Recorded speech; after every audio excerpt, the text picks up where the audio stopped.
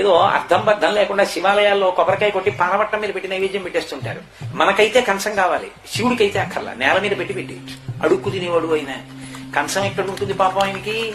అంత బుద్ధిహీనమైనటువంటి పూజలు చేస్తుంటారు. కొన్ని చోట్ల భావన ఉంటే కదా అసలు వాడు పరమేశ్వరుడు, వాడికి పెడుతున్నామన్న భావన ఉంటే కనీసం ఇంటికి వచ్చిన అతిథికి అరిటాకేసి పెట్టావు. పరమశివుడి కర్మ నేల మీద పెట్టి నైవేద్యం పెడితే ఏరుగు తినడానికైనా కనీసం ఓ పళ్ళెం అక్కడ పెట్టి పళ్ళెంలో నైవేద్యం పెడదామని ఉండదు.